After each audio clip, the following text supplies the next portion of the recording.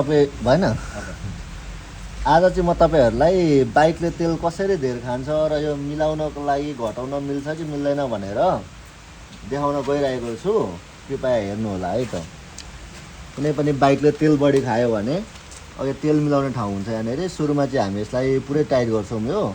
यो आरपिएम घटाउने बढाउने नट हो, यो रेस बढाउँछौँ यसले हामी।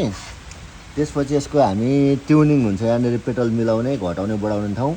यसलाई हामी पुरै टाइट गरिदिन्छौँ। यसलाई यो चाहिँ पुरै टाइट गर्दै गर्दै गएपछि पुरै टाइट भयो। अब हामी यसलाई बाइक स्टार्ट गर्दैछौँ। बाइक स्टार्ट गर्दा एकछिन चाहिँ हल्का रेस बढी हुन्छ।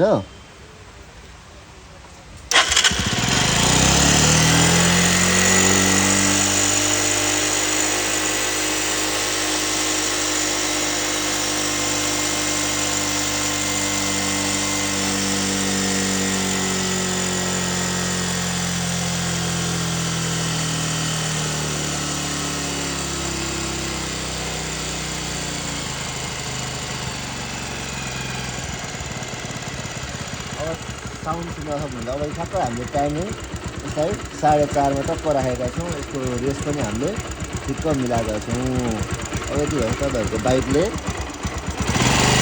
माइलेज राम्रो हुन्छ, तेल कम्ती खान्छ। अब तपाईँहरू पनि मिलेको छैन भने चेक गराएर मिलाउन सक्नुहुन्छ।